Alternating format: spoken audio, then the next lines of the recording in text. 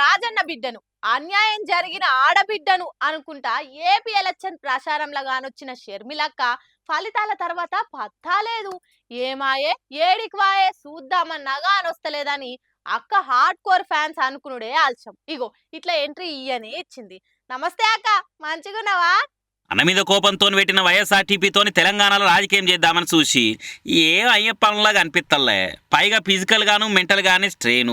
ఇంకేముందిలే అనుకొని పార్టీని సై పార్టీ చేతిలో కలిపేసి 3 రంగుల జెండా బట్టి ఏపీకి పోయి అన్న మీద బీపీ చూయించింది. కాంగ్రెస్ కెళ్ళి కడపల ఎంపీగా పోటీ చేసి ఓడిపోవడే కాకుండా ఒక్క సీటుకు కూడా కాంగ్రెస్ కు రాకపాయే. ఎన్నో ఆశలతోని పార్టీని కాంగ్రెస్ లో కలిపేసి కష్టపడ్డా గానీ పనితనానికి తగ్గ పాయదా లేకుండా వాయ పాపం. ఇవాళ హైదరాబాద్ లో సీఎం రేవంత్ సార్ను మర్యాదపూర్వకంగా కలిసింది. సీఎం సార్ కూడా శాల్వా కప్పి చెట్టుకుండి చేతిలో పెట్టి మంచిగా మాట్లాడిండు. అంతకు ముందుగానే డిప్యూటీ సీఎం బట్టి సార్ ఇంటికి కూడా పోయి ఆయన కూడా కలిసింది షర్మిలక్క.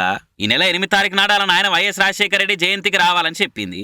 ఇక రాకొచ్చిందని అందరిని పరిచయం చేసి జరసేపు కుర్చీలో కూర్చోబెట్టి మంచి షెడ్ అన్ని నడుచుకున్నాడు బట్టి సారు. ఇంతైనా ఇద్దరు ఇప్పుడు ఒక పార్టీనేనా? వీధికెళ్ళి వైఎస్ఆర్ అంటే బట్టి సార్కు మస్తు అభిమానం అని కూడా అందరికీ ఎరికిన ముచ్చట్నే. ఇప్పటికి కూడా ఆయన పూజ రూమ్లో పెద్ద వైఎస్ఆర్ ఫోటో పెట్టుకొని దండం పెడుతుంటాడు. మరంత పారెం చూపించే లీడర్ను పిలిచిన పద్ధతేనాయే అని అనుకుంటా ఇగో ఇట్లా ఇంటికి వచ్చి మరీ పిలిచింది షర్మిల. ఇక మరి ఇట్లా అందరిని కలుసుకుంటా కలుపుకపోతుంటా ఆంధ్రాలో ఆగమైన హస్తాన్ని పైకి లేపుకుంటా ఈ 5 ఏళ్లలో ఎంత పతార వెంచి పార్టీని ఏ తీరుగా ఎక్కదీపల్లోకి వెలిగిస్తుందనే చూడాలిగా.